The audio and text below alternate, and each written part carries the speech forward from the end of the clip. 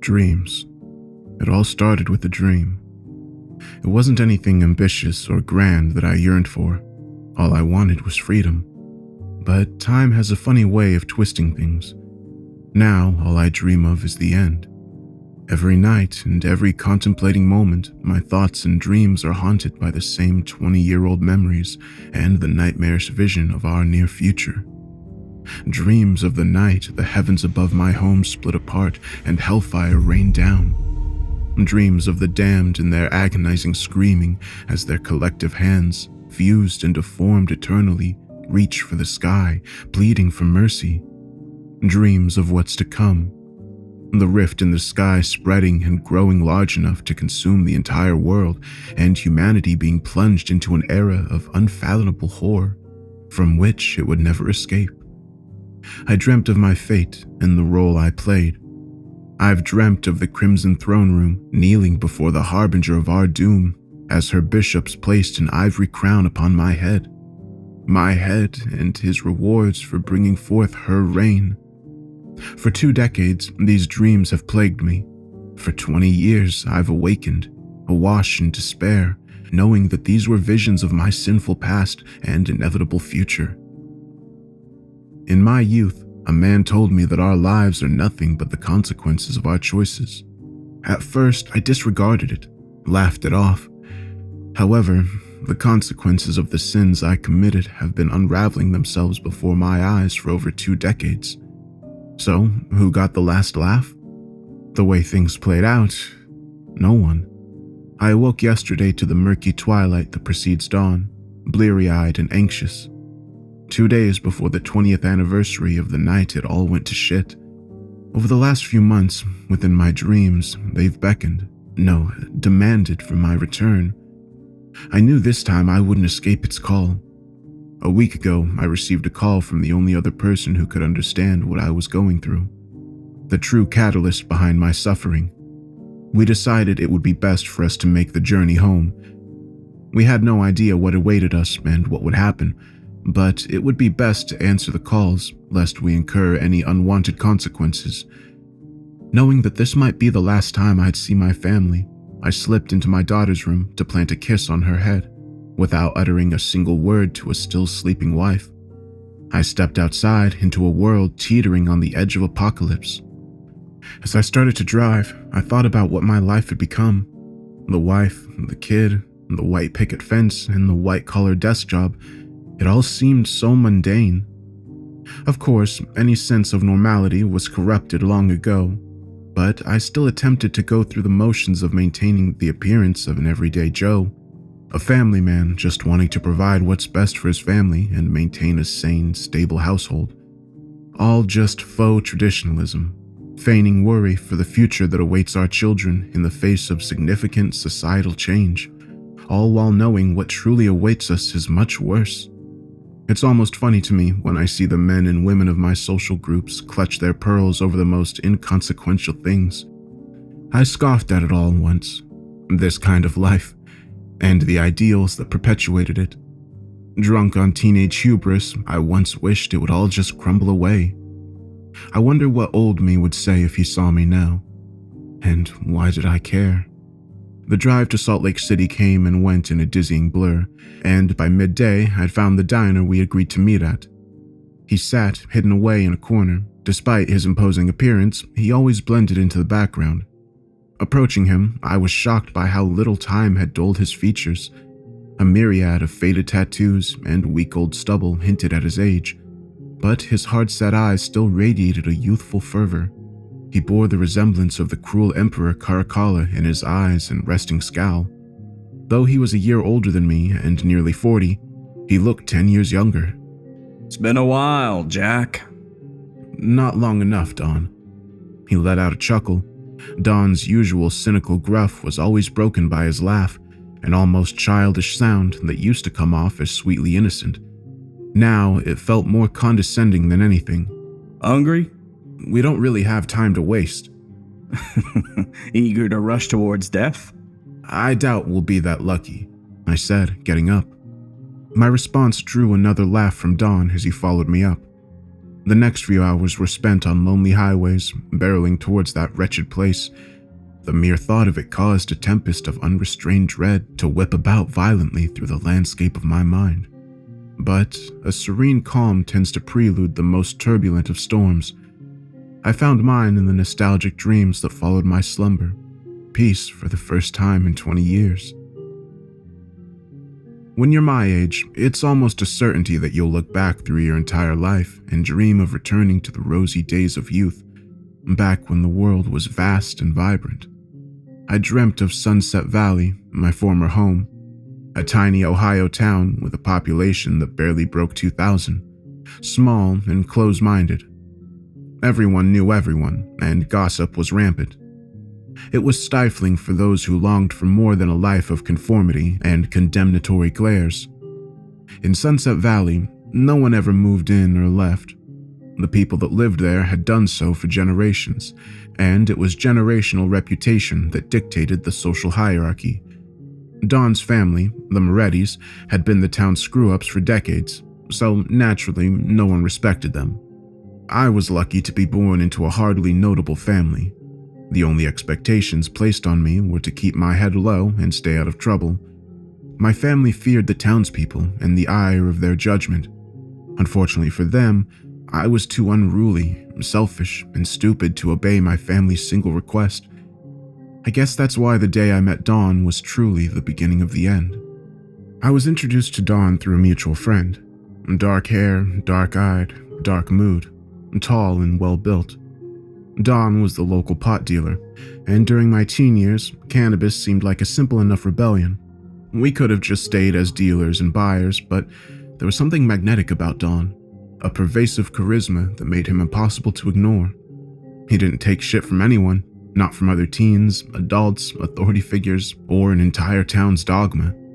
He was willing to carve out his own path regardless of who disapproved.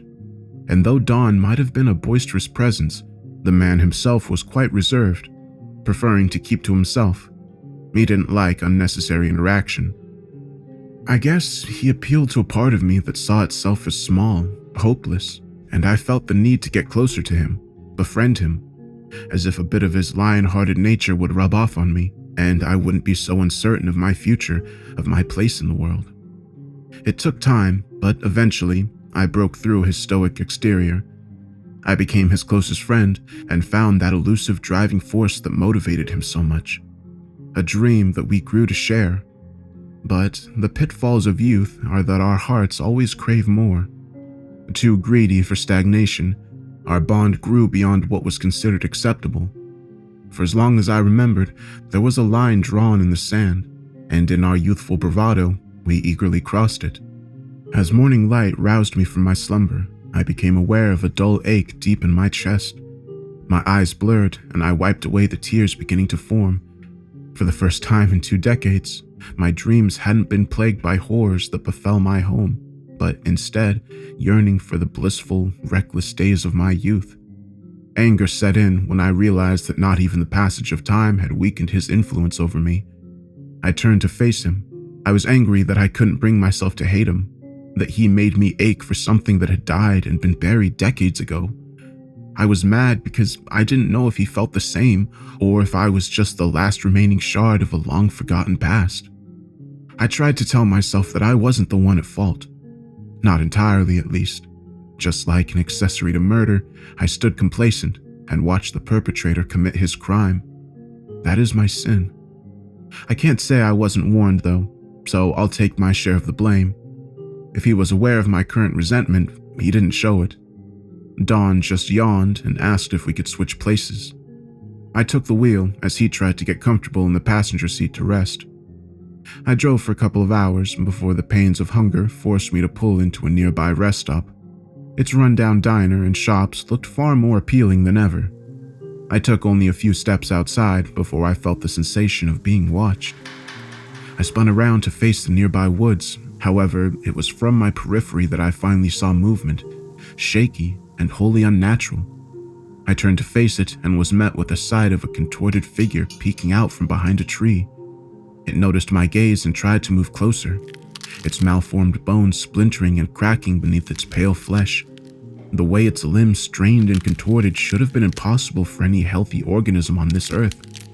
Anyone else might have brushed it off as a severely injured animal hobbling about, but I had seen them enough in my dreams that I knew to recognize their sporadic movements. I rushed back to the car and floored it out of the rest stop as I shook Dawn awake. What is it? I don't know, but I saw something wrong. Jesus, Dawn, it was all sorts of messed up. Saw what? What did it look like? I think it was one of her scavengers. Dawn was fully awake now, brows furrowed in concern. Well, shit. You've seen them too, then.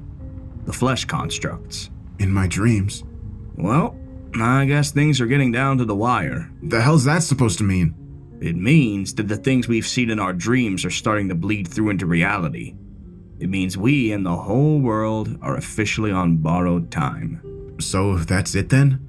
Are we just willingly marching towards our deaths? Ours and everyone else's? Christ, Dawn, I've got a family to worry about. What about them?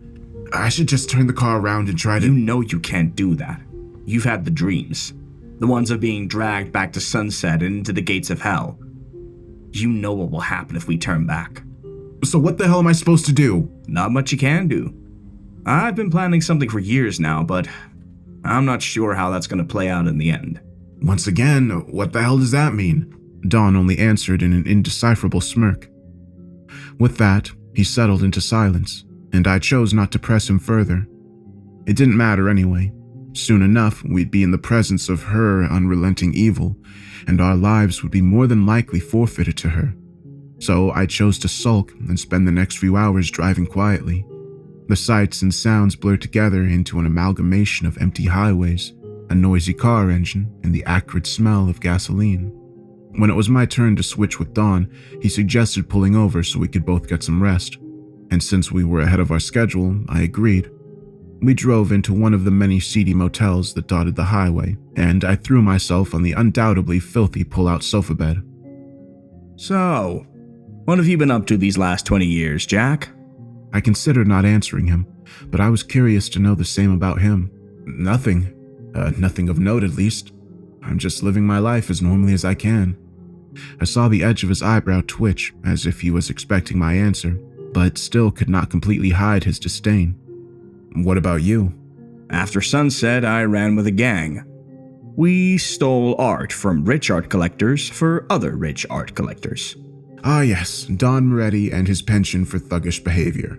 The edges of his mouth creased in a subtle grin at my remark.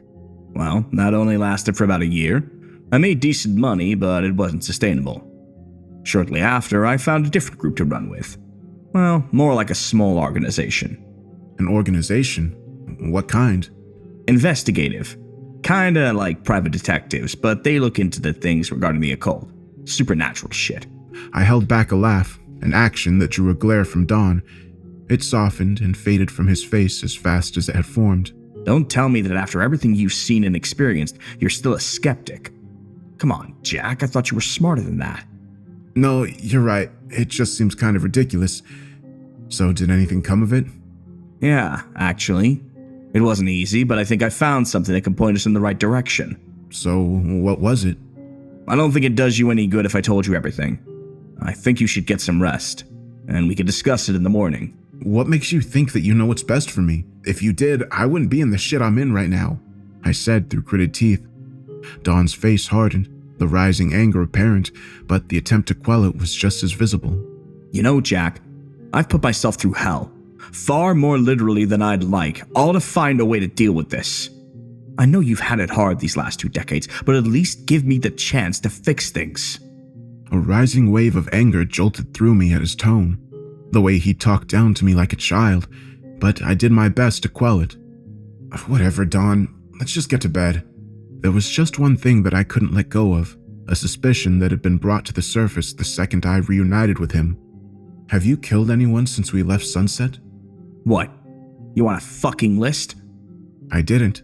Instead, I was content with letting us fall into the all-too-familiar silence and let our grievances sink to the bottom of some murky pool that neither of us had the energy to acknowledge at the moment. Though a myriad of fears were flooding through my mind, exhaustion was the most prevalent of burdens. I could deal with what awaits us in the morning. For now, I'm content with letting the hum of the ceiling fan lull me to sleep and let the ghosts of memories long past haunt my dreams. A kaleidoscope of memories cycled quickly through the dreamscape of my mind, pausing for painfully long on the moments that defined my life and foretold my downfall. I was forced to relive them with unsettling lucidity. I saw the old forsaken town of Sunset, that inescapable place daring me to break free from its grasp, and how I swore I would, how Dawn promised we would, and then I recalled us, the nights that defined us. I remembered the gusts of cool midnight air dancing through loose clothing and tickling sensitive skin, the faint smell of asphalt and burnt rubber, and the way my arms tense around Don as he accelerated in his brother's bike to dangerous speeds. We stopped at the city limits.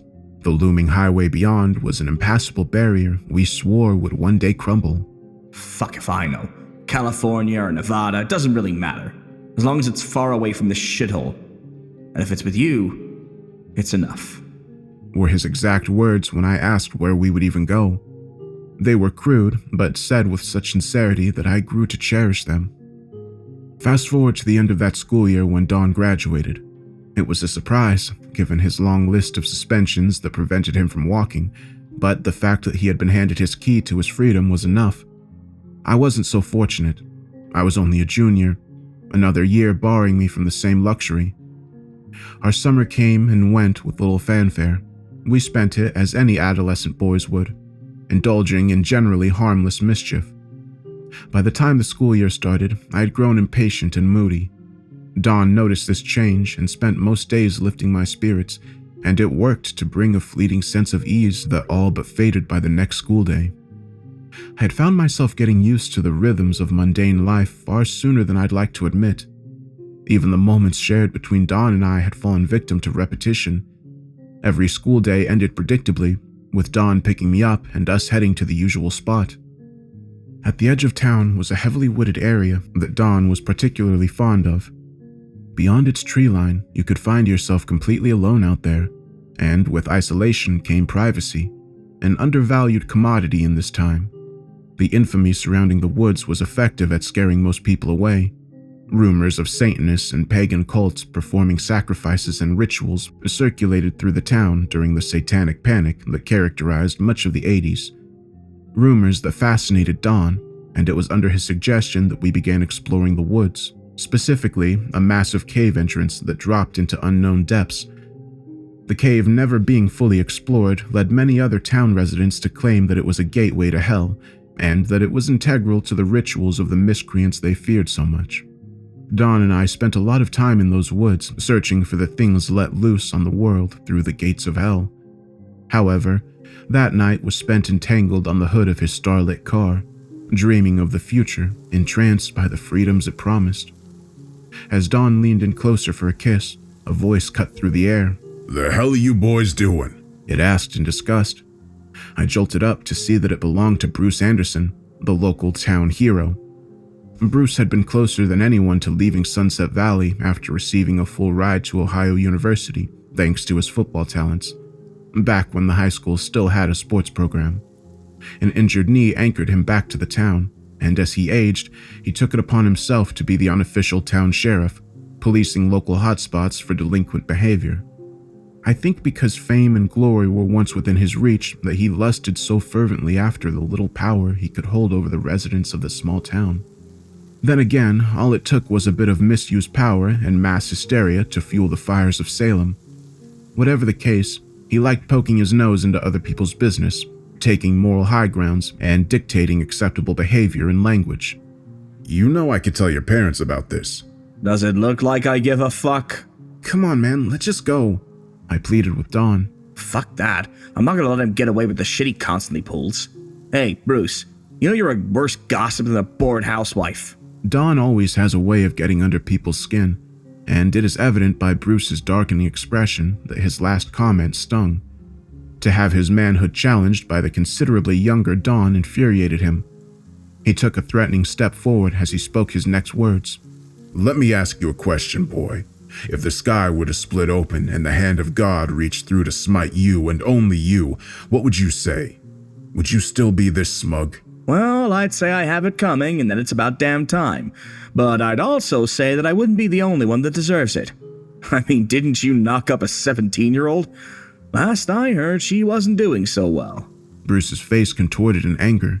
If Don had stung him before, this time he tore into the man's very core. For all his pride and his unwavering faith, it was juxtaposed with his boastfulness about how red-blooded he was. There was a particular irony with men like him, claiming piety and virility within the same breath. It's that irony that made it so easy for Don to back Bruce into a corner. Know this, boy. Our lives are nothing but the consequences of our choices. You'll face yours soon enough. He turned and walked away with a huff, never knowing just how eerily prophetic his threats were. The girl that Don was talking about was Alice Easton. Her recent suicide rocked the community, and in a town that thrived on rumors, it was hard to get cold hard facts as to what led to her death. The more believable ones claimed that her parents forced her to abort to save face, and that she was so ashamed or guilt-ridden that she saw death as her only solace. Rumors as to who was the father tended to point to Bruce more often than not, as his inappropriate comments towards underage girls were well known but seldom talked about, and whispers of his salacious relationships had plagued him for over a decade at this point. In the past, everyone let it slide as he was the town's Gold Star resident. However, this time, reverence could not shield him from such severe accusations. The few known facts were that Alice was pregnant, as confirmed by the town doctor, and that her death was ruled a suicide. This was only one of Bruce's many sins, a foolish man layered thick with hypocrisy and unintentional irony. If only he knew he too would face his consequences soon enough. I like to think that everyone is bound together by a spool of thread, and all it takes is a little tug to set off a chain of events that makes it all come apart. Causality, or whatever force people want to name it, the effect is always the same.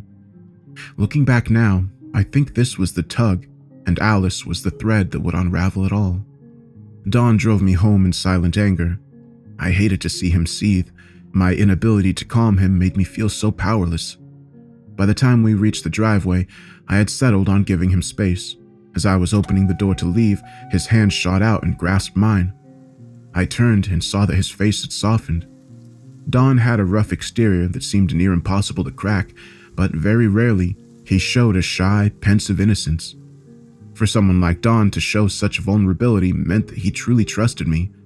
It was a revelation that left the heart with a tender ache. Hey, just wait for me, okay? Just one more year, and we can drive far away from here.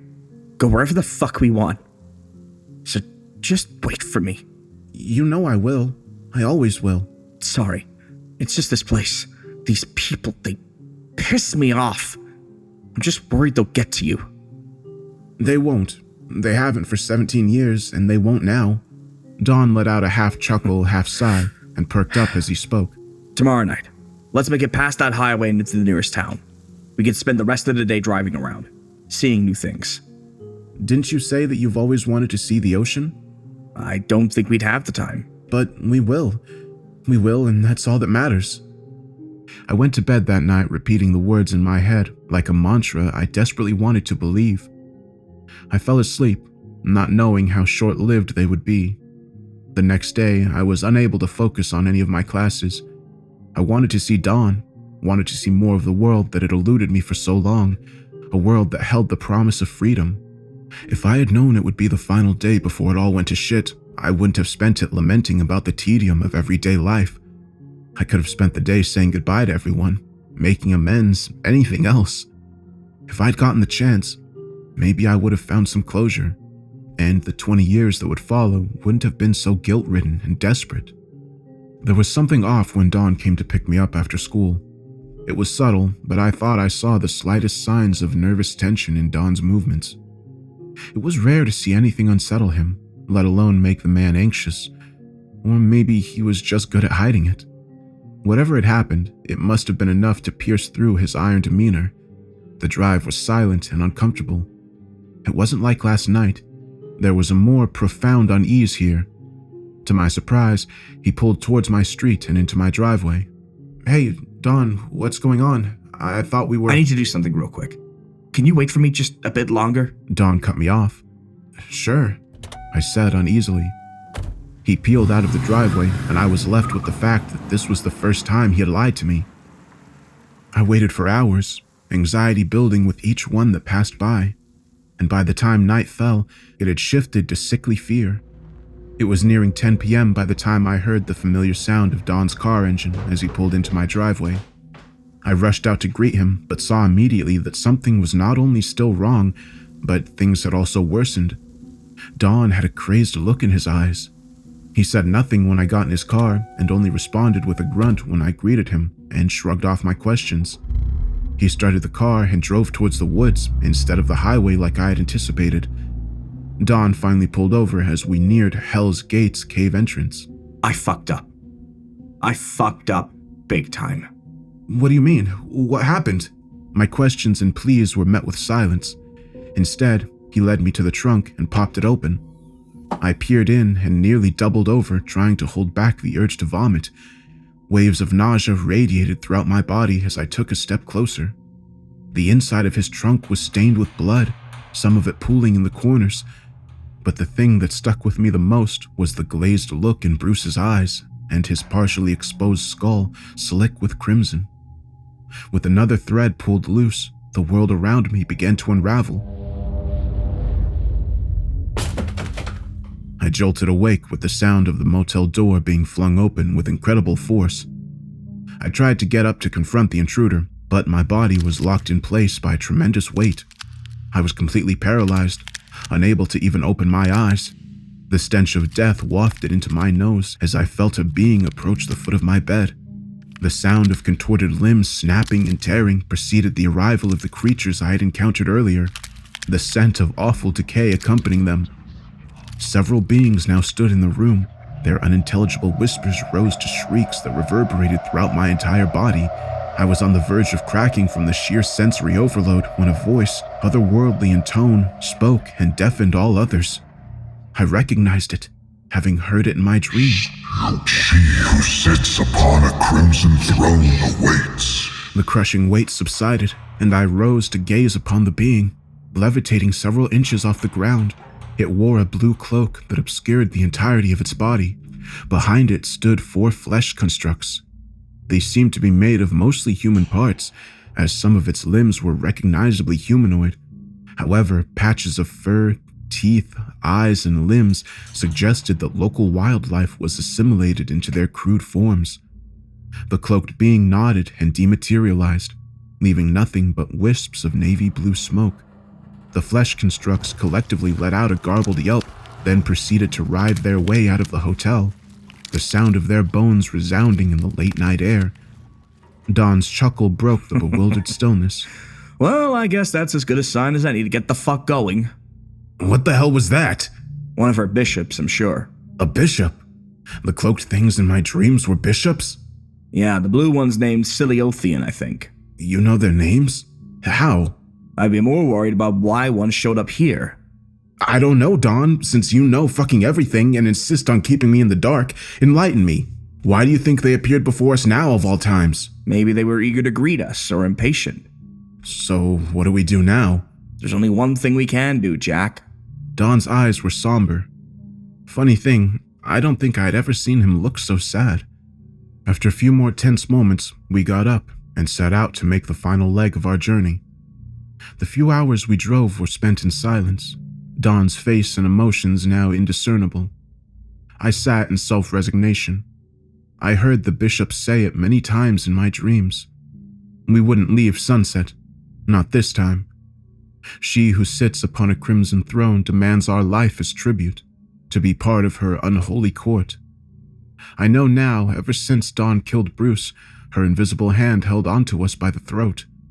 Her greed ensured that no matter how far we fled, we would always return to her, whether by choice or by force. The nightly dreams, the stalking creatures, it was all her doing. As the first rays of dawn peeked past the clouds, we finally reached the city limits sign on the seldom-traveled highway and turned onto the road that would lead us into town. After we departed from Sunset, the road and hillsides were hidden away, many invisible and inaccessible to anyone until now. I knew that it would be waiting for us to cross its borders. What I didn't expect was the vile sight that awaited us upon cresting the hills into sunset. I knew the sky above sunset would still be shattered and torn open, but to see the majority of the town to be blanketed in pulsating muscle and flesh brought out a visceral, gut-wrenching fear I didn't know was possible. Unfamiliar structures dotted the outskirts of the townscape, new additions constructed entirely out of flesh and bone and bound by sinew. I was left feeling speechless by the sight, and even Dawn seemed taken aback. No witty retorts to break the tension and horror. This cemented everything. There was no turning back. This was the end. Not just for us, but for the world. Upon the completion of the capital, she truly claims her throne and throws the world into chaos. And by the looks of it, it wouldn't be long. We are the final pieces, the reason why the bishop acted in such urgency. It's a funny thing, actually. I should have seen this coming, but I never truly accepted the possibility. How can you when faced with such a tragedy? Can anyone truly claim to be content walking to their own death? Can anyone claim to be at peace knowing that they would be the catalyst for so much suffering? Closure had evaded me after 20 years of contemplation, and frankly, I don't even know if such a thing exists. I fear for the fate of my daughter, my loved ones, and for all who hear this and know of what is coming. A man once told me that our lives are nothing but the consequences of our choices. I guess it's time to face ours. I started the car engine and drove towards sunset, towards her beckoning hand, towards our end. It's strange how things can be so set in stone that struggling against them seems less than futile. And yet, I and the world remain unchanged and alive. Yesterday, I was so sure that all I knew would be erased that I lost the will to finish telling my story, confessing my sins. So now I'll do just that. I'll tell you everything that's happened because, if anything, you deserve to know. On the night of October 18th, 2000, after a brief confrontation, Dawn split Bruce's skull open with a wrench, stuffed the body into his trunk of his '83 Mustang, and drove us to the gates of hell. I hate to admit that my shock was short-lived, and when he asked me to help him dispose of the body, there wasn't even a second of hesitation. I knew it was wrong, that we were committing an unforgivable crime, but I was too selfish to let my dreams slip through my fingers, terrified of losing Dawn, my freedom, my perceived future. We threw Bruce into the inky depths of hell, a pair of children tossing a coin into a well, wishing for the world. At the bottom of that well, in the depths of hell, our wish was heard, and the world fell into its hands, to gift to us and to keep for itself. The sound that Bruce's body made when it hit the cave floor made me cringe, a sickening and fleshy crunch. I didn't get to ponder the sound too long. The moment it was birthed, so too was some great expulsion of seismic force. The ground beneath our feet shifted and split with violence I didn't know was possible. With haste, Don got me into his car and sped away as the magnitude of tremors grew in their intensity. Fuck it, we're leaving right now. This is the perfect cover. Maybe people will think that Bruce fell in because of— Don! I interrupted him and pointed at the sky above. He'd been so preoccupied with the earth tearing itself apart that he didn't notice the sky was doing the same. The skies above splintered, cracked, and tore away from itself, revealing the black void that lay beyond sundered realities. In that empty and timeless place, a monstrous eye blossomed into existence, its sheer size dwarfing all of sunset. Its sclera was stained a deep scarlet, and its golden iris were marked with unknown and elaborate runic symbols. Its pupil darted around wildly before settling its focus directly on Dawn and me. I could feel its malicious intent burning, scarring itself into my very being, a primordial and insatiable hunger. It retreated into the void momentarily, and in that space of time, the earthquake subsided, and the whole town settled into silence. It didn't last long. Dawn floored the car, and the screeching of its wheels tore through the night air as we finally escaped from dirt roads onto pavement. Dawn's panic was made evident by how frantic his driving was, taking sharp turns at incredible speeds and taking us farther and farther away from the town. When the earth began to quake once more, it did so with doubled fervor. The seismic spasms jerked the car with such force it threatened to send us flying off the road. I had a gut feeling that the earth and sky synchronized to some extent, so I looked back up. What I saw was beyond comprehension, a sight that rendered mind and sanity, leaving only a deep, unyielding trauma. A colossal, grotesque hand was beginning to reach through a rift. For a moment, I thought it would reach down and snatch us off the ground and drag us into the dark dimension it originated from. The fear was so pervasive that I couldn't even let out a scream. The breath caught in my throat, my heart hammered with such speed and force that I feared it would burst through my chest. I let out a harsh sigh of relief when I saw that the hand was not reaching for us, but instead the town center behind us. That's when the screaming began. The collective screams of a small town roused from its slumber, only to see that the heavens above had been ripped open and hell itself was bleeding through. I saw the town shrinking as we drove further away, as the hand grew closer to closing the gap between heaven and earth. We reached the edge of the hills when it finally made landfall, and the shrieks reached a deafening crescendo that echoed throughout the hillside. Yet we did not stop driving, nor think of turning back or calling for help. We neared that highway that barred us from escape so many times and fled past it with little thought. The second we crossed it, the screams, tremors, the nightmarish hand, and even the road behind us, it all vanished. Where there was once a turnoff that led you into the hillside onto Sunset Valley, now was grassland. The hillside where Sunset should have been was nothing but thick forest, untouched by man for centuries. A whole town, thousands of lives, all erased in a few moments, swallowed up by the creeping void, the impermeable darkness, an otherworldly titan, and our juvenile greed. We drove in silence. The longer we sat in that stillness, the larger the gap between us grew. By the time the car was running on fumes, and we were forced to pull into a gas station, I knew that Dawn and I would never be the same. We stayed together for about 4 months after that, hopping from hotel to hotel, odd job to odd job, and city to city. I never heard anything about Sunset Valley, though it's not like I ever asked. Dawn and I never talked about it.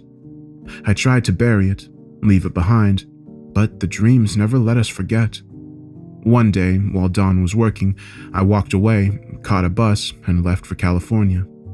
Despite it all, I somehow found a way to fall into the facade of stability. It all went by so quickly. Every waking moment was a blur, my whole life fast-forwarding before my very eyes. When did I meet Rachel? When did I get married? A white dress, red roses, a child born. My daughter's first words. When and how, I don't know. It was all simultaneous for me. It was only in my dreams where it was all truly clear, lucid, real. When the realities between waking and slumber bled into each other and became one, that's when the trance I was in was finally dispelled. What now? How do I move forward when I spent the last 20 years on autopilot, distant and disconnected from reality? Maybe that's the nature of trauma, locked in that perpetual state. When I reunited with Dawn a few days ago, I thought I could never forgive him. In the diner, where a single smirk carved in his handsome face was enough to leave me in reminiscent awe, it was still far from my mind. On the drive to Sunset, through countless miles spent on highways and rundown gas stations, and I dreamt of our best moments, the grip of anger never loosened. It redoubled in frustration at what was lost and what could never be relived. And when we crested the once hidden hills of Sunset and gazed upon the corpse of our old home, and saw it had become the foundation of a flesh-bound capital, I fell into crushing, soul-rending despair. Now that it's all over, I'm glad I got to see him one last time. I hope that he found some solace in the end. I couldn't have made this journey alone. I wish I could go back to that moment, atop the hills overlooking Sunset, looking down at the hell below. I would have let him know that he wouldn't face this alone, that all I wanted was to finally move past this. Instead, we both descended into that town. No words or even acknowledgement shared between us. When we reached what was once Main Street, we stood in awe at how it had changed. Storefronts and offices were now blanketed in raw meat and pale flesh. The floor itself was one pulsating organic mass, The car stalled before we reached it, and we were forced to walk on its grotesque surface. I cringed every time I felt blood vessels and organs squirm and burst under my weight. Dawn walked ahead with the unsettling confidence. I struggled to keep up and called out, asking him to wait. For what? We're out of time, Jack. Take a look around. He paused and scouted the area, taking only a brief moment to acknowledge the gathering horde of flesh constructs. The creatures gazed at us, through a myriad of eyes with curiosity, but kept their distance. They were only here to witness our arrival and had no interest in impeding our trek into the Crimson Throne Room. We walked quickly through and headed towards the woods, not wanting to see what our home had been terraformed into. I got a closer look at the new structures as we passed them and realized what they were. Ribs. It was a massive rib cage, bits of sinew and viscera clinging onto them, encasing the entire town. I didn't care to find out what nefarious purpose they had. We reached the edge of the woods. Here, the forest was mostly free of the flesh that had grown over the rest of Sunset. The exception was a single path that scabbed over with diseased tissue. Its stench was near unbearable, so we decided not to walk on it and instead took an alternate route alongside it, knowing well where it was leading us. We walked in silence, just like so many times before, and it was infuriating. Dawn would either withdraw into silence or explode into hostility when confronted with extreme stress. But I wasn't going to let him get away with it this time. Hey, slow down. I'm not going to let you keep getting away with ignoring me. Not after— After what? After what you've done. I fucking knew it! You blame me for all this shit! You of all people! Dawn said with a rising edge to his voice. Because it was your fault. You're the one that killed Bruce. It was your idea to dump him in the fucking hellhole. It was all you. All because of what? Dawn lunged at me. I tried moving out of the way, but his speed was incredible, and I couldn't dodge in time. We both went down and tumbled into a nearby ditch. Dawn pinned me down and got close to my face. Anger, desperation, and anguish above all shone in his eyes. Bruce was the one that came to me. He wanted someone to take the blame for Alice. He demanded that I confess to being the one that knocked her up, to clear his name. And if I didn't, he'd tell everyone about us. I was scared. Of what? Of being exposed? I thought you, of all people, wouldn't care about something like that. I thought you, of all people, had the strength to stand up to him. Dawn was taken aback by my words, as his grip loosened and he retreated into that seldom-seen timid persona. I broke free from his hold and shoved him away from me. I pushed him back into a corner, trying to create as much distance as possible. Dawn's stern expression softened into one of sorrow. His voice was calm and melancholic as he spoke. You're right. I didn't and still don't care what others think of me. I wasn't scared about me. I was afraid of what could and would happen to you. Idiot. You still had one more year bound to that place. The thought of what could happen to you in that year, the thought of you being hurt, the thought of losing you, it terrified me. I stood in complete disbelief, unable to respond, and yet Dawn continued to dismantle the anger I once held for him with every word he spoke. You think of me as this remorseless monster, but you're wrong. You think because I refuse to spend years in a guilt-fueled haze that I don't regret anything? I constantly feel the subtle, self-destructive urges clawing at the corners of my mind. But what good would it do if I buried myself in self-pity and gave it into my worst habits? Numbed it all with booze, sex, and drugs. Or worse yet, forced myself to fall in line with the rest of society and hope that it fills in the cracks. What would I gain? The only way for me to move forward is to cut away the past and take each step of my own accord. Dawn took a hard breath and continued to speak, letting out all the emotions and thoughts and longing that he had been bottling up for 20 years.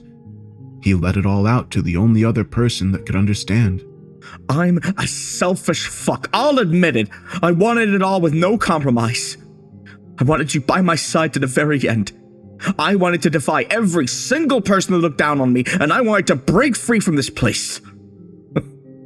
It's ironic. I guess, in the end, I still lost you. There was no one left to defy. And I can hardly call this freedom since I ended up back here anyways. Don let out a sigh and visibly contemplated whether he should speak or drop it. Do you know what my mom tried drilling into my head ever since I was a kid? She tried to raise me to want nothing, take nothing, leave nothing.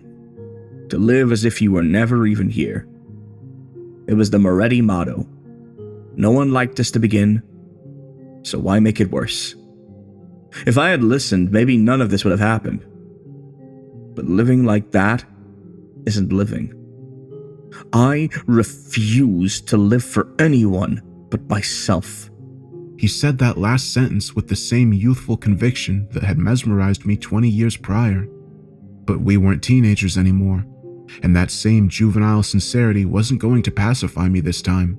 That's not fair. You can't just absolve yourself of any wrongdoing with a few words. I won't drop this. Of course I can't. That was never the plan. I came here intending to put an end to all of this. If you won't believe me, then I'll show you. How? I don't understand what you're saying. Christ, how many brain cells did you kill these last 20 years? I'm saying I've got a plan. Bullshit. How could you plan for this? I didn't spend all this time just sitting on my ass. I spent years figuring out just what the fuck happened. So enlighten me. What the fuck happened? Dawn explained how the nightly dreams that had haunted us both were the most significant clue. It was a hint left behind by otherworldly, fanatical beings whose hubris led them to nonchalantly throwing out the regal title of their ruler, she who sits upon a crimson throne. I had heard that title many times. I had my guess as to what it meant, but nothing was ever concrete. That's what Dawn found, a tangible answer. He searched thoroughly through public documents, college records, but it wasn't until he joined a shady group interested in the occult that he found a lead. It led him to the Grimoire of Madness, an ancient text outlining the many cults and practices of centuries past. It took years to get hold of a copy, did dirty work for a few private collectors and that shady organization. A few hours with the book was his payment. He told me all of the insanity that filled every passage, the horror of every page he quickly flipped past. He finally found what he was looking for in a section on a cult infamous for human sacrifice and blood rituals. The chief deity was the most prominently featured, called Varith, king of the malcontent heart and he who hates. Amongst his pantheon, the most esoteric deity mentioned was referred to by only the title, heiress to the Crimson Throne. It has to be her. I looked for that version of her name and found so much more. What they've been calling her now is a recent name change. So it all lines up. I can piece together what happened and how she was brought here. This town's history and its mysteries were hard to find, but not impossible. Files and records always exist somewhere. I had to pull a lot of strings and do a lot of favors with bad people to get the dirt on this town. what did you find? In the mid-60s, a small group of hippies gathered in these woods here and formed an interfaith community. Of course, the locals were upset but couldn't do much due to the lack of a police force. So for years, these hippies lived out there and got into some bizarre occultic shit. And they just kept spiraling into the more fucked up territory. It was the Manson murders that finally pushed them over the edge. And in the early 70s, they started worshipping a collection of deities they referred to as the Court of Crimson Throne. Chief amongst them was this Crimson Heiress. They got it into their heads that she was a wish granter, and with the right offerings, they could wish for her to start some kind of revolution. Typical hippie bullshit. But what they were doing was little leagues. Local wildlife and a few pets weren't going to get her attention. The grimoire states explicitly that only the sacrifice of the most revered person in the vicinity is enough to summon her. The town was smaller then, and no one was genuinely noteworthy. By the time the satanic panic started setting in, the hippies were chased out of town by an angry mob. They found that cave entrance littered with animal bones and formed their conclusions. I stood in stunned silence. It all fit. Though public opinion about Bruce was starting to wane, he was still the most respected and influential person in town.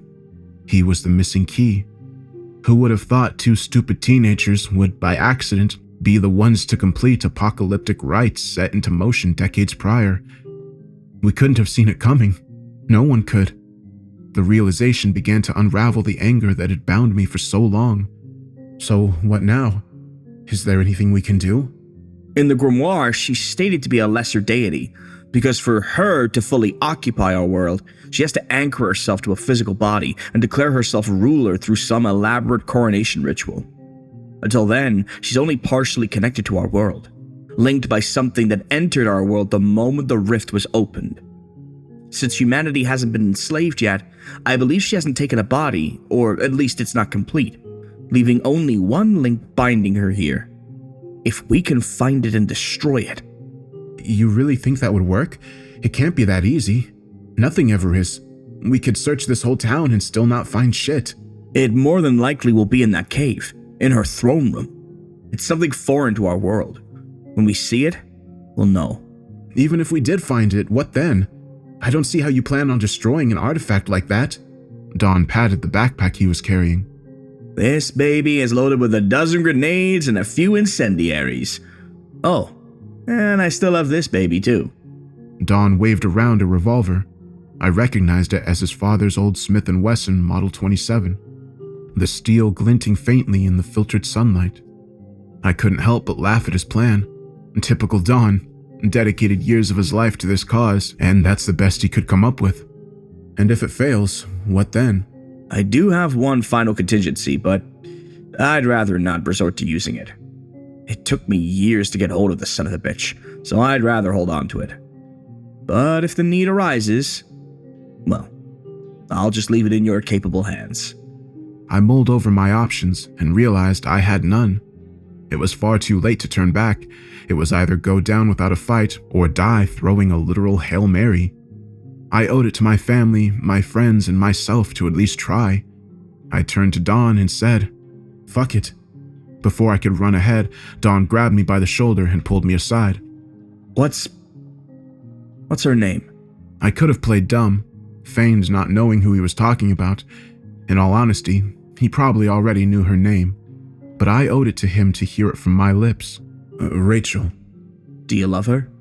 At some point in time I did, but you know how things are. People drift apart. Yeah, and things are never the same. He pondered for a moment before he asked his next question. Who are you here for? Her name is Sophie. She turned 6 a little while ago. She's got my eyes, you know? My eyes and my nose. Do you want to see a picture of her? Save it for when this is over. And who are you here for? He was quiet for a moment before answering. Myself. I didn't know how to respond. Maybe there was no adequate response. All I could do was give him a reassuring pat on his shoulder as we walked forward towards the gates of hell.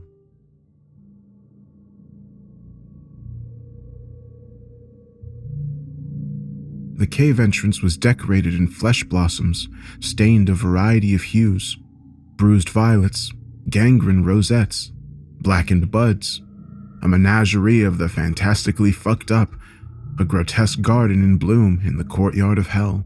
I can't fucking believe we have to go through Satan's asshole to get to this bitch. Dawn suddenly quipped. Dawn, this isn't the time, I said in a tone as serious as I could muster. I struggled to keep a straight face, and Dawn noticed and let out a half laugh. Even I had to admit that the orifice that lay before us was hysterically insane. Still, it was impossible to fully settle into hysterics knowing what it led to. The once sheer drop was now sloped and had smooth pink flesh encasing its entirety. It truly resembled an intestine, and so too did its awful odors. Dawn was the first one to step in, visibly cringing when he lifted his foot to see the bottom of it covered in viscous clear fluid. He shone his flashlight around and revealed that the cave went on for a considerable length. I stepped in to follow him, and the moment we both entered, the groves and flaps of flesh dotting the walls of the entrail cave system stirred and opened. Eyes, dozens of them, all shapes and sizes, focused their glares upon us. Some were tiny black dots, while others were as large as my torso. Irises bright with livid incandescence. Pupils were bent and warped into alien shapes, hateful polygonal forms and sharp angles that hinted at the pain they so desperately wanted to inflict. They were everywhere, lining the walls, floors, and ceilings, watching from all angles. I knew they belonged to her, the Crimson Heiress. As we walked, the entire tunnel shifted in response, undulations of muscle pushing us forward. each wave coming and going in perfect rhythms. The deeper we went, the lighter the tissue became, shifting from moody reds to pale uniform pink. It only took 14 minutes to reach the entrance to her throne room. The passage widened into a far large chamber. At the end of the section, a massive bulbous appendage was mounted on the wall's center. A small fist-sized opening in the middle. The realization that it was meant to resemble a cervix made me seriously ponder the nature of this structure and entity. I was the first to enter the throne room. I went fist first into the fleshy mass, the opening dilating to make room for my passage. It was a violent and horrific affair as I struggled my way through the canal, the ever-pervasive slime coating my body. When I finally burst through the other side, I made sure to swing around to face the pseudo-cervix immediately. I didn't want to meet her alone. When Don's hand reached through, I took hold of it and pulled him out. When he finally got his bearings, he looked up and let out a barely audible sound, one that conveyed a great shock, a horror so profound that stunned silence was impossible. He gripped my hand with such strength that it ached, and I squeezed back as I steeled myself to turn around. The moment I saw it, the second my mind processed the sight before me, I knew it was my greatest mistake. No, that doesn't properly describe the emotions I felt in that moment. Maybe no words exist in the human language to properly describe it. All of them seem so derivative. I imagine the syllables and sounds used to form a word to accurately describe the feeling would be long, sharp, and painful, and incomprehensibly complex. Sounds that encapsulate burst eardrums, split fingers, eyes gouged out and ground down to mush by one's own hand. Sounds of mothers and their children being fed 1,000 monolithic mouths. Tongues savoring the agony of mortality. Of men tearing each other apart, fists, fingers, and teeth stripping away flesh down to the bone. It was all insanity-inducing. Insanity wasn't mercy that was granted to me.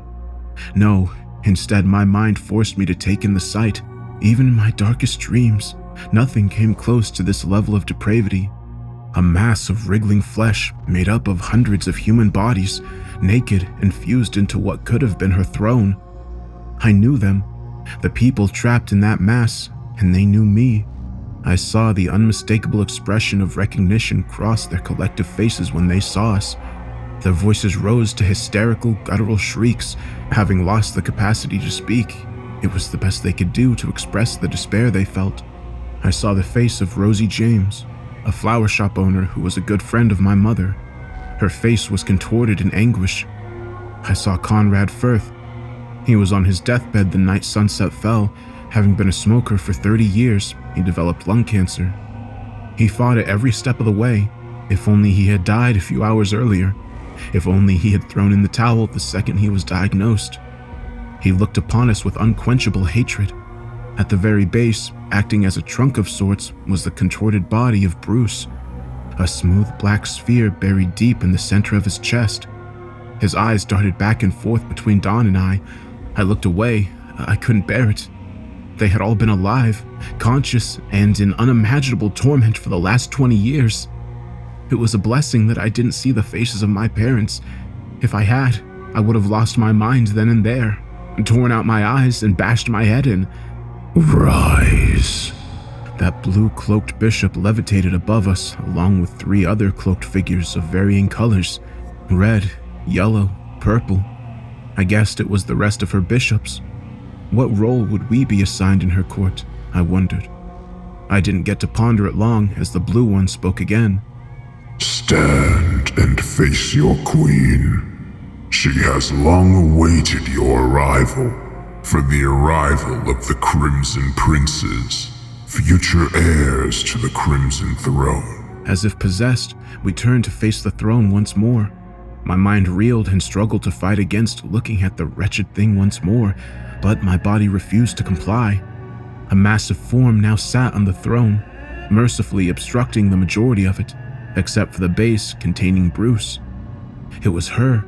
She possessed a body that was a bastardization of the female form, arms and legs devoid of flesh, revealing muscle and blood vessels. A massive pelvis consisted only of bone and 2 prominent flayed breasts. Her head was severely misshapen, resembling the swollen heads of those that perished at sea, only to have their ocean-battered remains wash ashore. From her shoulder blades, thick bundles of nerve fibers connected out and linked her to the base of the throne, directly to the smooth black sphere at the center of Bruce's chest. The most striking features were her eyes, scarlet, burning, marked with familiar eldritch runes. It was those very eyes that peered from the fractured realities, through the heavens above sunset and onto us. Those insatiable eyes that hungered for conquest, for dominion, for corruption and vilification of all she set her hatred gaze upon. And so she spoke. Birthed from the womb of cosmic entropy, conceived from stray postulations of the second-born, he who hates. I arose from amniotic fluid of 1 billion sundered realities, and fed upon the world that lay before me. Uncountable civilizations fell under my ceaseless conquest. I was to feast upon it all, to devour the whole of existence, until the hateful God had me imprisoned within the infinite labyrinthian recess that ran concurrent to all that is and is not. But you, lost children of creations long forgotten, have given invitation, no, demanded that I take my rightful place upon a throne, stained crimson with the blood of all that has and will exist. And you, lost children, have been rewarded a place amongst my court as princes, heirs to the sanguine empires, deification within my pantheon, and your innermost mortal desires fulfilled. So look upon this palace of viscera and know that it is my fetid womb and the genesis of a new era. Take pride in knowing that you will be part of its legacy. Her voice should have been one that could shatter mind and poison flesh. It should have been the voice of a dictator hardened to steel, or of a being that could not and should not be comprehended. Instead, it was tender, almost comforting. That was the terrifying part. With that voice, she had commanded genocides on an unprecedented scale. This was the source of so much torment in our lives, yet anger could not make the fear I felt recede. I was reduced to, as she said, a small child, lost and weary. I wanted to run away, bury myself in that misery that hung over my life for so long, and sink into apathy. But I owed it to everyone that suffered because of me to at least attempt redemption. Though nearly paralytic fear coursed throughout my body, I forced myself to speak my next words. They came out as a pathetic whimper, but they were spoken nonetheless. And that showed with extreme effort I could challenge her. Why did you do all this to my friends? We didn't wish for this, so why subject them to something so cruel? As soon as I finished speaking, a dire thought came to mind. Did I wish for this? Deep on a subconscious level, did I hate the people of Sunset enough to long for their punishment? That couldn't be it. I knew what I desired most, so who? For a moment, a jolt of anger arose from within me. Did Dawn wish for this? Yours were not the only ones granted. A third prince, the catalyst for my arrival too, had his wishes granted. See, this lost child feared that which he could not comprehend, that which strayed from the standards set by his forefathers. So he dedicated himself to enforcing the order that defined his existence. For it to have challenged and defiled would be to have his very being torn asunder. So I made him the center of this plane's existence, the pillar that binds our planes, and the future overseer of this corner of reality. What kind of fucked up monkey paw shit is that? And what about us? You can't call the last 20 years a wish granted! His voice was enough to break away from the panic state I was in. I like to think that maybe, just maybe, my voice was the one to stir him from his. She twisted her lips into a smile, a sickly grin that spoke of malevolence that permeated her every thought. Her eyes focused on me for a mere moment before her hand lunged out at dizzying speeds and took hold of me. I was flung violently into the air, and the world spun around me. I felt my limbs flail about before something caught me. The sudden stop caused my head to whiplash, and the stinging in my eyes made it apparent that I had suffered a concussion. It took a moment to gain my bearings, and when I did, I saw that a giant flesh tendril had formed from the ceiling and grabbed me before I collided into it. I could hear Dawn's panicked voice pleading with the Crimson Heiress. Wait, stop! Why didn't you— To get a rise out of you. Just let him go! You can take me instead! Lost children shouldn't bargain with their mothers. Your demands have already been met, and yet you beg for more. Unruly child. I should punish you.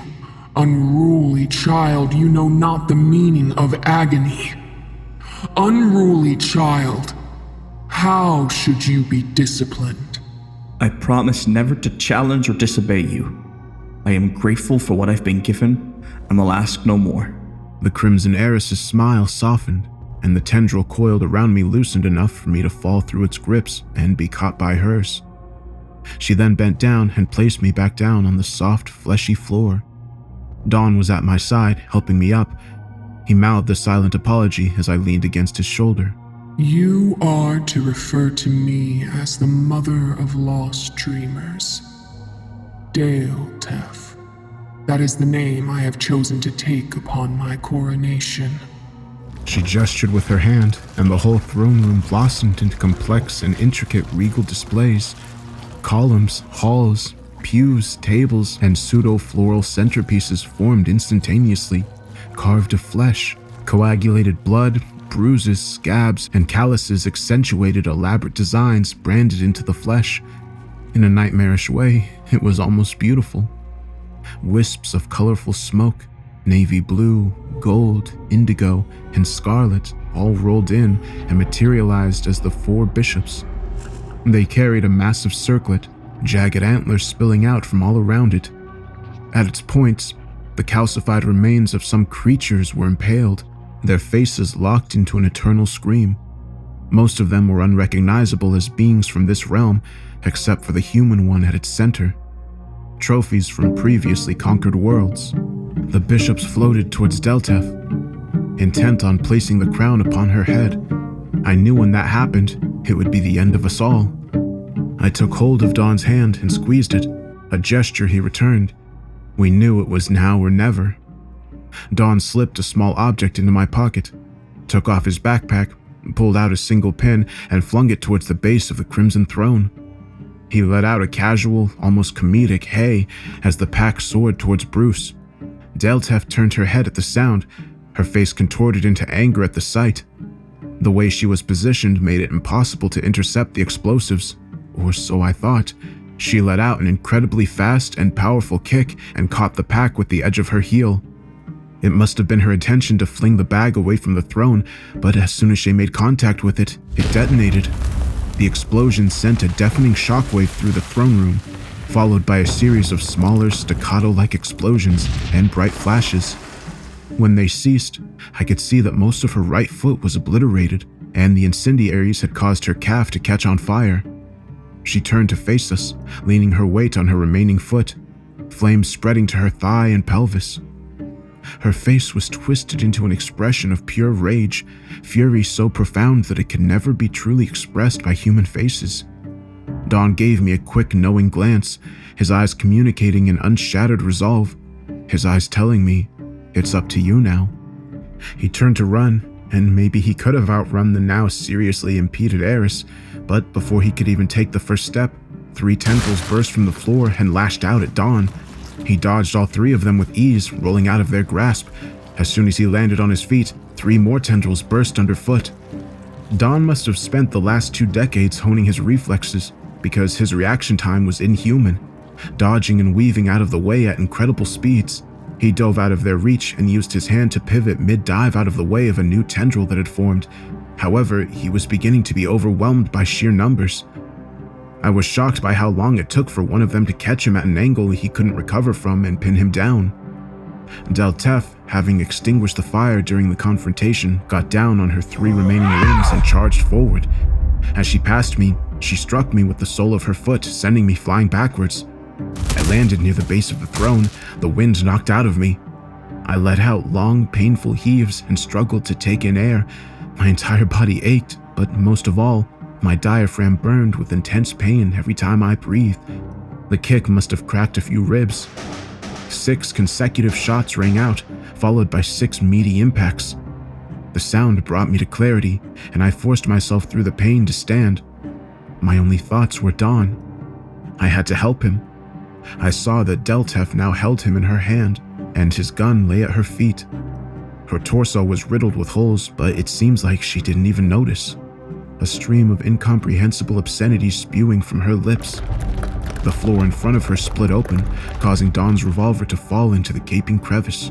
I saw hundreds of tendrils form alongside the wall's chasm, all of them wriggling and flailing. At the end of each, a different instrument of torture was attached. Prongs, drills made of bone, fine needles, mouths with jagged teeth, cleavers, and uncountable others. She held Dawn over the pit, lowering him slowly into it.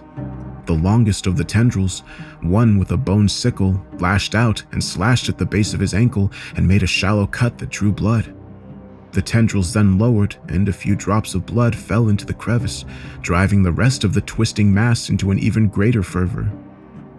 Panic and adrenaline surged through me, masking the pain with the need to act, the need to save Dawn. A sudden recollection jolted me into action, and I dug into my pocket and pulled out a small dagger. Dawn's contingency plan. It was sheathed in a scabbard made from a material I had never seen before. It felt almost gritty, its grainy texture comparable to sandpaper. It was pure black, void black, so dark that it visibly darkened the area around it, pulling in and dimming light around it in a perfect radius of about 6 inches. I unsheathed it, and the dagger itself was even more mysterious and otherworldly. It was made of a metallic material, silver in color, and seemed to be incredibly reflective. A halo made of hewn light shone off its surface. It was tiny, only 2 inches from its pommel to hip, but incredibly elaborate and ceremonial engravings covered its entirety. The strangest part was that it seemingly ionized the very air around it. Merely holding it unsheathed sent waves of volatile energy throughout my body. This couldn't have been created in our reality. It was far too alien. But if anything could shatter the seal that bound Deltef to this reality, it would be this. I knew where it was. She said it herself. The pillar that chained our worlds together. I sprinted to the very base of the throne, searing pain once more pulsing through my body, and dropped down to my knees at the bottom of the throne. I averted looking at Bruce's face, looking at anybody in that writhing mass, even as the screams and moans intensified. I tried raising the blade, but found my body refusing to comply. A cold chill ran up my spine at that moment. That paralytic fear returned. I froze in place, terrified thoughts forcing themselves into my mind. What if it didn't work? What torment would Deltef subject me to for my betrayal? Should I just do nothing and give in? Maybe my family would be spared. Maybe I would be rewarded. I felt shame for even pondering these things. I had spent so much of my life locked in passive fear and bouts of apathy, but I also had fought against the vices that would have plagued so many in my state. I hadn't resorted to substance abuse, alcoholism, or sex as a coping mechanism, and my mind was still intact. Yes, I had suffered long periods of dissociation, but in my dreams, my mind was also hardened. That was evident by the fact that I was still sane. How many others would have had their minds warped, twisted, and broken apart from what I've seen here, from what I've been through? That was my hidden strength. I could resist that paralytic, insanity-inducing fear. My whole life, I had fought to resist and break free from the forces that sought to control me. This wasn't any different. This was the chance to finally cast off the chains that had bound me into that pathetic state for so long. Fear, trauma, regret, all of it. I refused to fall into the trance that they held me under for so long. I know now that everything that has ever happened was building to this very moment. This was my life's crescendo. Dispelling hesitation, I drew the blade, held onto it so tightly my hand stung. I positioned myself so my face was level with the small black sphere in the center of Bruce's chest. It looked as intangible and imperceivable as a black hole. I raised the blade, and with the greatest resolve I ever felt, I tried to drive it into the center of the sphere. But like magnets of the same charge, the objects repelled each other, as if the existence of these two contradicted each other to such a degree that some innate universal force drove them apart. As soon as the blade was deflected away, Deltef twisted her head to face me and let out a world-shattering roar. The bishops that had been on standby, still holding the massive crown, dematerialized into smoke, letting the crown fall to the floor and rush towards me. I recentered the blade and tried once again, plunging it into the seal, but like my previous attempt, I was met with a torrential current of energy repelling the blade away. But I held firm. With both arms keeping the blade in place, I pushed forward inch by inch, slicing through that universal force that fought with all its might to keep the two separate. The air around me was charged with ionized particles, and I felt the explosive energy searing throughout my veins, inflicting the greatest agony I had ever experienced. Still, with my muscles strained to their limits, I pushed forward until the blade was less than a millimeter from the sphere. At that moment, a giant flesh tendril formed behind me, the edge calcifying into a massive bone spear, the bishops materializing above me simultaneously, each brandishing a bronze pike. As all 5 of the pointed weapons were thrust down at me, I used the last of my strength to throw the entirety of my body and its weight into one final push.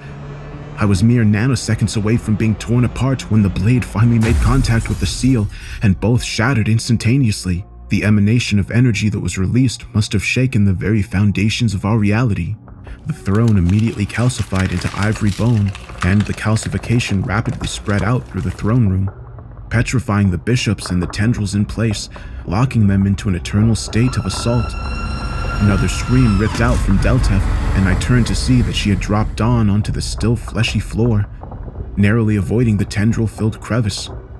The tendrils themselves had ceased their violent flailing and instead spasmed meekly as they fell to the rabid calcification. I could see that Deltef's body itself was beginning to turn to bone, but much more slowly. She was fighting at every step of the way. Her foot and foot stump had already fused to the ground, and the calcification was spreading up her thighs. She was no longer mobile, and instead had drawn her hands to her face in clear distress. Though I was at the point of complete fatigue and my body ached with the worst pain of my life, I ran faster than I ever had run to Don's side to help him up. "We did it! We really did it!" I said, raspy and breathless. He let out a small, pained but sincere laugh. I could feel the tears beginning to form, but I pushed them back and instead rested some of my weight on his shoulder. I turned to face the throne. The faces of the people I knew and loved still fused to each other. They looked like marble busts, and their expressions showing that in their final moments of life, they felt relief. I was glad that I was the one to give them solace in the end. I really thought that would be the end of it, as if it would be that easy. I was snapped back to reality by the hoarse, ear-splitting shriek of Deltef. She hadn't calcified yet. The petrification had progressed up to her pelvis and was starting to spread to the base of her spine. She delivered a series of powerful blows to her spine in an attempt to sever it. "I won't allow it! I spent an eternity locked away in that boundless place, to escape its hold only to be banished by motherless children. It was your hearts that called out to me. It was the dreams of the lost, the castaways, the bohemians. I answered your call. Is this not what you yearned for? I will not leave this place. I will not return to that prison, to be ground under my father's heel. My dream of escape will not end here." Deltef finally succeeded in detaching herself from her lower body and now stood on both her hands. Dawn and I gave each other a nod and turned to sprint out of the cave. We set off towards the pseudo-cervix that acted as an entrance. It was ivory white and fully dilated, the opening now wide enough for us to dive through. Dawn going first, spearing through it in an almost graceful, dolphin-esque manner. I was right behind, clumsily rolling through, but I was on my feet in an instant, and both of us set off running towards the cave entrance. I had hoped the bone cervix would at least slow down Deltef, but she tore through it like a tissue paper and was right behind us. My body had reached its breaking point a while ago, and now it was starting to fail on me. Pain, exhaustion, and injury was beginning to still my pace. Dawn slowed for a mere moment to let me catch up with him. His arm reached out and grabbed mine. It was what I needed to push myself to move forward. If only for a little while. Deltef had closed the gap considerably and was now at our heels. If we could at least make it into the woods, we could split up, and one of us could survive. I didn't want it to come to that. I wanted both of us to escape from that place alive and intact. I could finally see the cave entrance up ahead, pale moonlight shining down and reflecting off the ivory bone that the entire cave system had converted to. The eyes were still there, now calcified. They were oddly beautiful in the light. Under any other context, I would have stopped to admire their elegance. We ran past them towards the ever-expanding ring of moonlight, Deltef almost directly behind us. As we came upon the exit, we leapt out with the last vestige of our strength in hopes of creating as much distance as possible. Deltef had the same idea. Using her arms, she lunged out of the cave and landed on the ground in front of us, the impact displacing the dirt and grass. I collapsed onto the ground, completely fatigued and no longer able to move. Dawn was at my side, trying to get me on his back to no avail. I yelled at him to run, that only one of us had to die here, but he refused to budge. Her massive hand was upon us, her fingers curled around our bodies, and I closed my eyes, hoping that death would come quickly. I stayed in that still darkness for each second, stretching out for an eternity. My heart hammered in my chest, each beat pulsating a dull ache throughout my body. My lungs and ribs burned with scorching agony every time I took a breath. At that moment, I was ready for death to still my pain. It never came.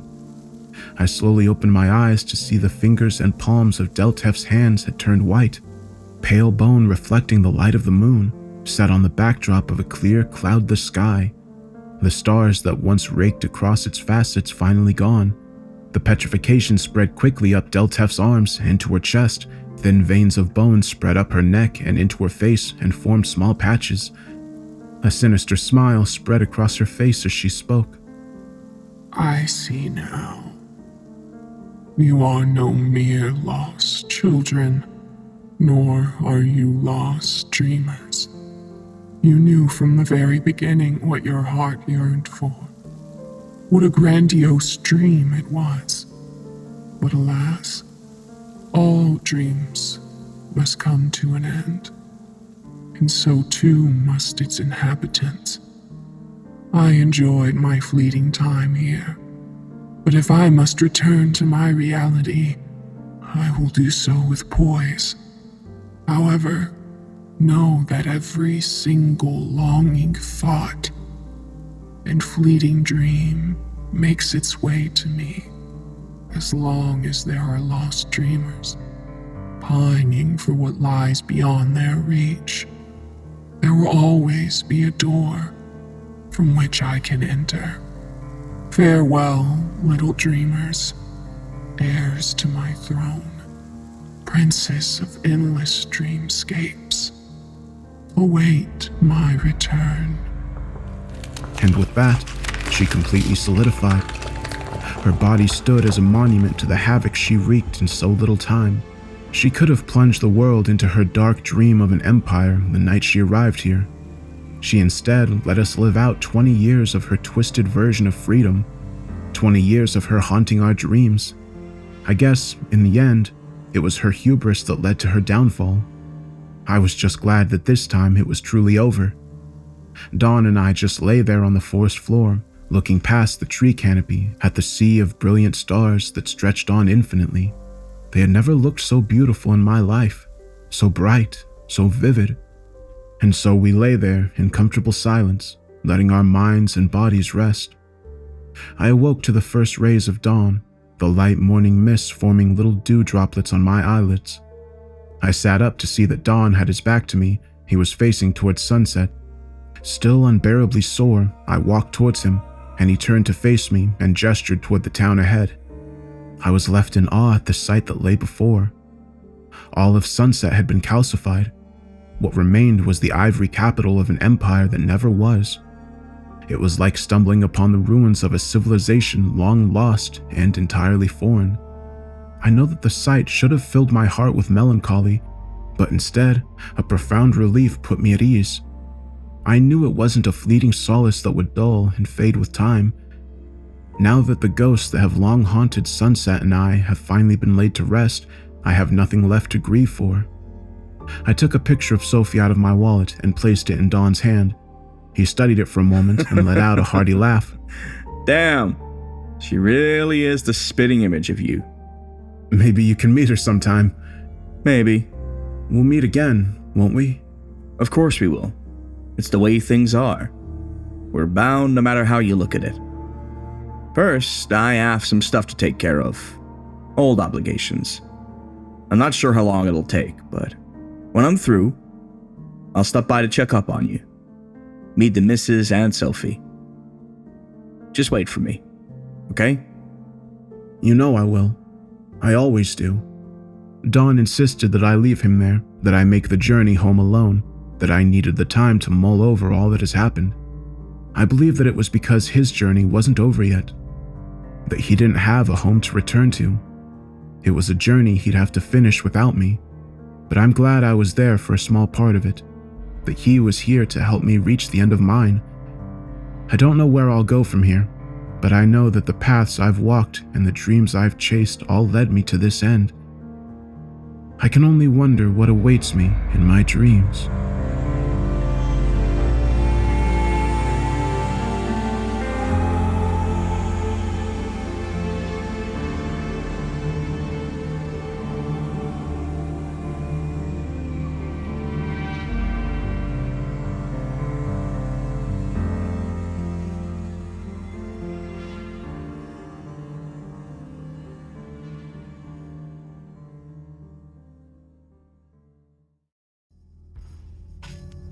Hey everyone, I hope you enjoyed the story. This is a longer one than the ones I've been doing lately. I want to try to get back into some long videos. I liked how the story was told. It didn't really jump too many times, but there were some times where it was jumping from the past to the present, and I like when stories can pull that off. This one was a bit more subtle with it, but I still enjoyed it. And I like the atmosphere of this story and the hints of the deeper lore in this world as to like the origin of these gods or beings. And this is completely unrelated, but it's just something that I noticed that's pretty interesting. So this story came out a few years ago in 2020. And for those of you that have played Diablo 4, you might notice some similarities between how this story ends and just certain events in Diablo 4's story.